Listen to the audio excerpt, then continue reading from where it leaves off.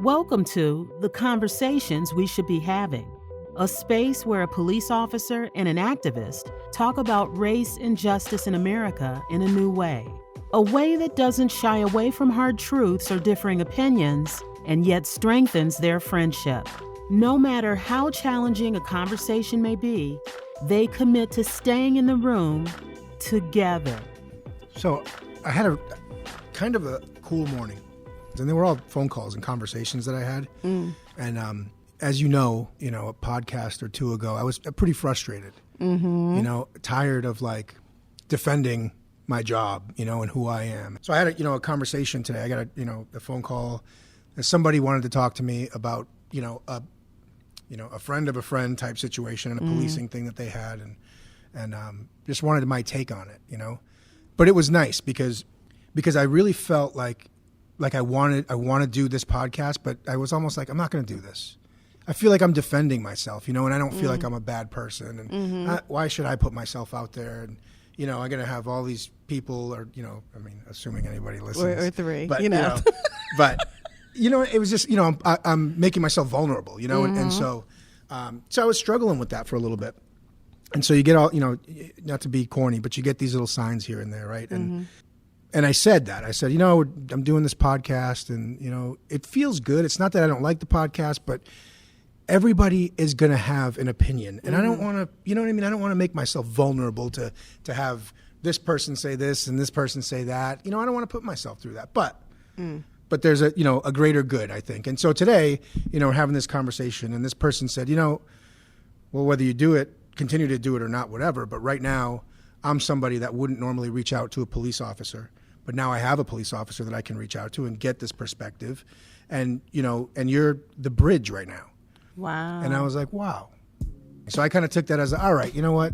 I'm protecting myself. And for what? Because let people say whatever they want, right? Because I think what we're doing here is important. Whether, again, like we always said, whether we agree or not always, we're having the conversation.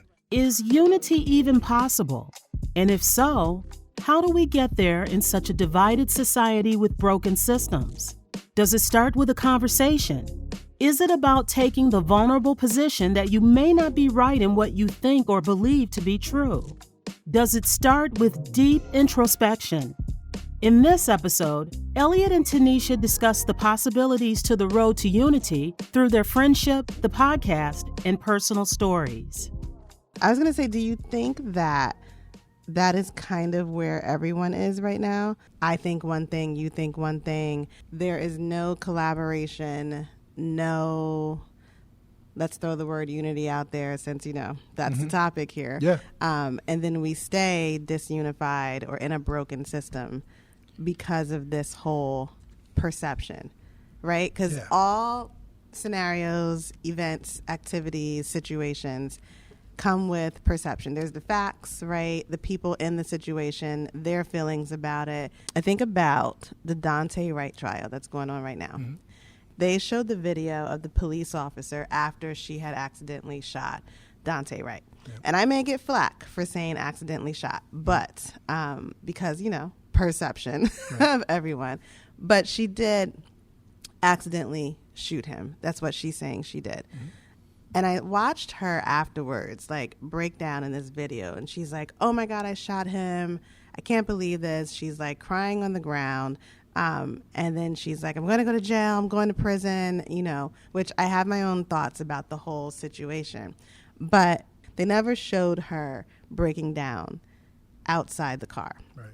And so for me, I was like, I don't want to say change my perspective, but I had a moment, maybe a feeling moment. Because you saw what looked like true emotion for somebody that may have made a mistake. Right. And so that's the conversation. And don't hate me for saying this, world, but we're not having that conversation, the after for everyone involved, which could also be causing this disunity and the state of affairs of the world. So I don't know. Let's talk about that. Yeah. people... it's like we dig our heels in, right? So I'm the cop, so I'm supposed to be automatically on the cop team, right? So where does that start? Think about if we go break this down, where does this begin? Because we always see the things on social media or whatever where there'll be two children and they get along, and it's like usually, you know, a white child, a black child, or whatever, and it's like, oh, look, it's taught, you know. You know what, I mean, I guess there's something to that. So is that where it starts? I mean, political views, you know, when does that start? I mean, for me in my house, that really wasn't a thing. Like, politics just wasn't a thing. Yeah. But as I got older and started having some of my views, and I was like, oh, well, I think I lean this way, but I lean this way. And I'm kind of all over the road with stuff. I don't know. I think it's taught. I will say, because I work with children, it's definitely taught. Yep. When a child sees another child, unless they're taught skin color, the differences to it, why, you know, because kids ask questions, you know, you have children. They are like sponges. They soak it all in. And I'll give you an example. I said something to my son the other day. Mind you, he's 9. And I said, oh, that was my assistant on the phone calling me. And he said, assistant, what's that? And I said, oh, they used to call it secretary. And he was like, what's secretary? And I said, well, now we don't use that word anymore because apparently it's offensive to women. And he's like, so is it like racist? Is secretary racist? He goes, it sounds like a racist word. And I was like, oh my God, am I teaching you that every word is racist, that everything is racist? And I had this moment like, oh my gosh, does my son, because of me, think that everything is racist? Yeah. Even down to the word secretary. So I had to like stop in the car as we're driving to school. And I'm like, I don't have time for this, but let me say this one thing to you. Not everybody is racist. Not everything is racist. Like, I need you to not think that. And he's like, all right, and gets out the car like, what do you, like, what is this? But I have to say it's taught. Like, my 9-year-old would not have thought the word secretary was racist if I didn't talk about racism so much in my home.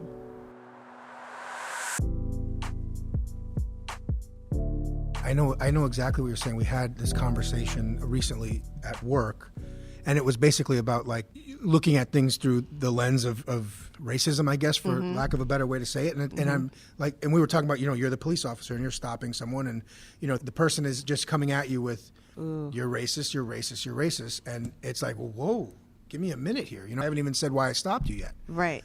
And so is it taught unknowingly, really, right? I mean, because you're not doing anything wrong, right? But you had a moment where you're like, wait a minute, could there be an imbalance, I guess? There is. And the crazy thing is, coincidence, I reposted on my story on Instagram. This was by Marie Beecham. And I'm going to give her the credit because she's an amazing woman. She does a lot of activism, posts, and educational awareness. And she talked about the hyper awareness of racism, did a whole thread on it. And she was with a couple of her girlfriends, and they were talking about racism and white supremacy and unconscious biases, you know, and how it's like everywhere all day and how it's exhausting to be Black. And then they were all like, but wait a minute, I can't remember the last time I actually experienced racism directly. And that was like the burden of what racism has done, or the impact of racism across years and generations and families, like that hyper awareness and the impacts of it, and so deeply held by the Black community that we almost just wait for it. Like, you ever just like wait for violence to happen? Or you're just like, I'm going to walk into work today and what's going to happen to me that's racist? That's serious. That we're automatically assuming we're going to get it. So we're automatically walled with this, I'm going to say, with this lack of unity. So what is that then? Because that's everything, I don't have right? the answer. I mean, we're talking right, but we're talking about race, which you know, but that's probably everything. Yes. You know, we think you know, work. I can go into work and automatically I go to a negative place. Why? Because you know most of the stuff is people's negative, you know, issues day to day. So that's deep. So let's you know, look at this, I think, through a lens like me as a police officer. You know, I think it's fair to say we do the same thing. This person speeds all the time. You know, it's kind of these, you know, this, you make these judgments and assumptions that a person's going to do something because they have in the past. And then you almost hold it against them, right? Which is not what we're supposed to be doing, but it's what we do. Right. You know, it's the same thing, you know, you're explaining. So again, I mean, what do we do? I feel like that's just something that is ingrained in us. That's the way that day-to-day life is molding us. It's just kind of, we're just getting kind of punched around the world, and we're taking, all these little bruises that we have, and it's building this, shell or whatever. How do we break through that? How do we move forward? Like, because I think it's awesome that you realized it, right? That's great. Right. Clearly you're open to even realizing, hey, today. Well, I don't know. I think, because I ponder this other question is, how we teach our children, especially in Black homes or any person of color homes, Spanish homes, Black homes, whatever. We always talk about our history, right? And we always want to teach our children where they came from and the experiences that their people have had, because you are here right now and you're able to go to college and you're able to sit in an integrated classroom. But how do you teach your children that history, right? And not expect them to end up having this wall up or this feeling of hate or a lack of unity or not trusting the system. Not to say that that's wrong, because it is the history. The history is the history. But how do we expect them to go forward? So I guess if we talk about this whole feeling of unity, or how do we promote unity, how do we do that?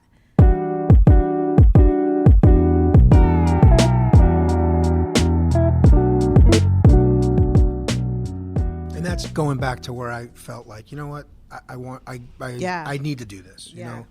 I think what we're trying to do is, have this conversation to, I don't know that we're going to figure anything out, but but where do we start? I don't know that it's ever going to get to a point where we're really going to be able to unify, come together as a whole, have everybody agree.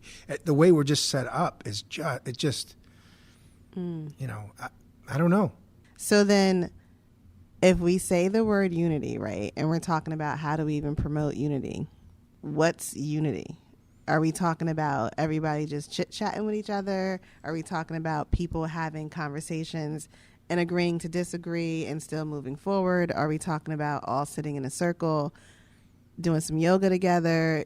What are we talking about with unity? I don't know that what I'm going to say is a right, a correct definition or answer to this, but for me is just, just how about some kindness and respect for your neighbor? For, is that fluff though? Come on. It is fluff, but it's all fluff. I go back to that example I gave at the guy that was yelling at his kid. I mean, I wanted to disunify him from.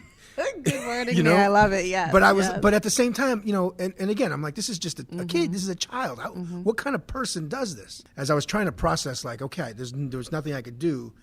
But by interrupting, maybe I did something. And all I could hope that one day he was taking a poop, scrolling through his phone, and maybe he said, you know what, that wasn't right. That guy, So it's all I can hope for, was that I disrupted that moment, and I don't know, I think about it this way. So my ex-husband and I were having an argument all week through text messaging. And when we get upset, we take jabs, right? And he'll never listen to this because, he hates me right now. So we're all good here. But he would say this week, he knows the way to get to me is to talk about what I'm passionate about. And he said to me, he was like, when someone doesn't agree with you, especially a white person, you're quick to call them a racist or quick to call them out for that. And he's like, it's been uncomfortable to be around you the past couple of years, or since you've been in this, he calls it my BLM phase, to be white around me. And so part of me is like, all right, he's being an a-hole right now, so he knows how to get under my skin, and that's going to trigger me to have a reaction. And then he said to me, he was like, I think also your son is sometimes confused because of how much you talk about activism and people of color, the things they go through. And so part of me was like, wow, this is a conversation that no one has ever had with me. And then over the weekend, we had a basketball game. And when I tell you, I couldn't even look at my ex-husband. I couldn't, because I was just so livid, but also mad at myself because I think part of it was a little true. And he texted me the next day and he's like, you were horrible yesterday. And I was like, perspective, and he's like, no, let me point out what you did. And I had to stop and pause. It took me a day. Because, I don't really apologize right away because that's very hard for me. But I said, you know what? You were right. I was extremely pissed off over what you said. Granted, it was extreme, but I knew some parts of it was true. It caused me to think and reflect, which is not something I love to do because, I'm always right. But it's a conversation that I never want to have again, but yet was so needed for me to round myself out to get to this point of unifying. Mm-hmm. I mean, that was a long way for me to get to the point. Yeah, of no, but you know what? That was kind of cool. I mean, right. It never feels good when somebody, points out something and then you realize, oh, wait a minute, yeah, I could have handled that in a better way. Right. But to take a moment and reflect on it, which I'm like an overthinker and a super reflector, and I'll think it until. Right. Yeah, I've thought about it 100 different ways, and I've made myself insane over it. But that's good. And you know what? Those are, it sounds like there are some good points. With my mind and my line of work, I think about some of the BLM stuff and the neighborhoods, and the crime has gone up. I mean, that's all true. But also, there has been some stuff that has come out of it, and some reform that has come out of it that I think is really powerful and great, and making policing better. So something I think came out of that, some kind of an awakening there,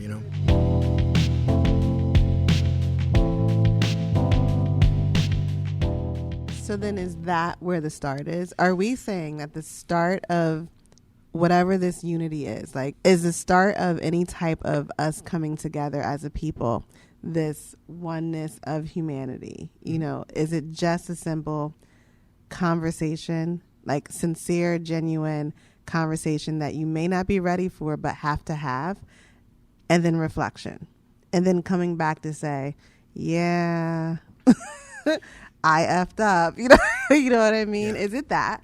Because I'm not gonna lie, that's effing hard.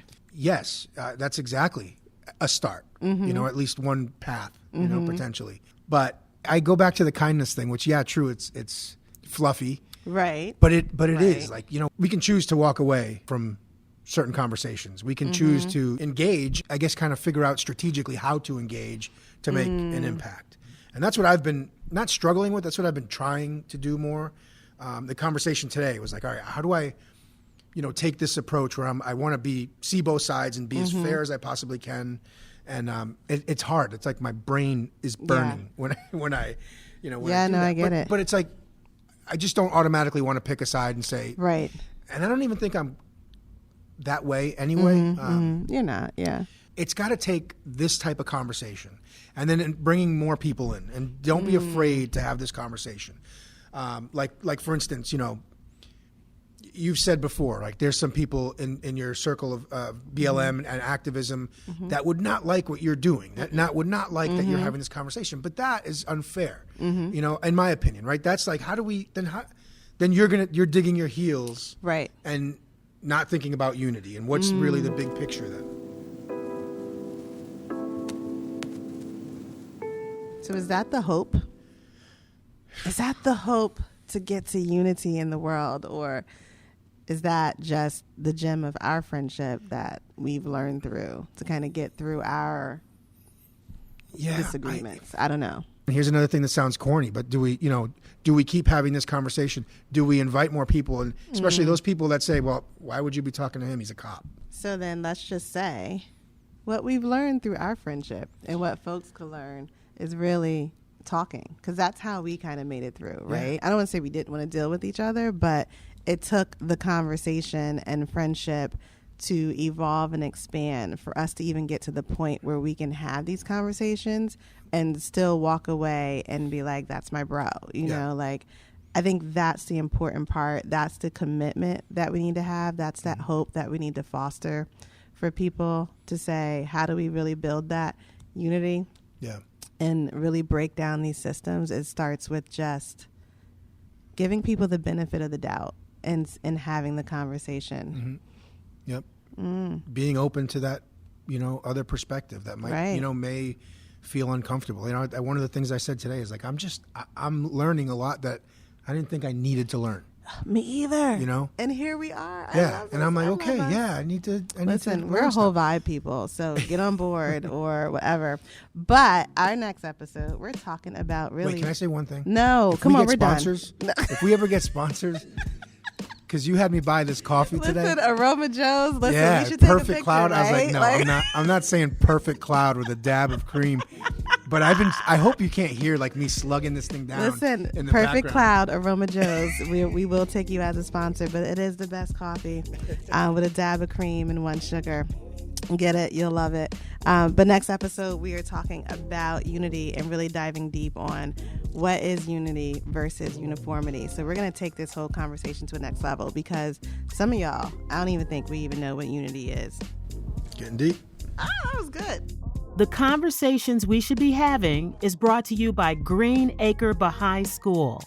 Green Acre is a center of learning in Elliot, Maine, dedicated to promoting the oneness of humanity so that we all may live in a just, diverse, and united society. For new episodes and events, please visit theconversationweshouldbehaving.com. You can find the podcast on any of your favorite listening platforms. Please like, follow, and share.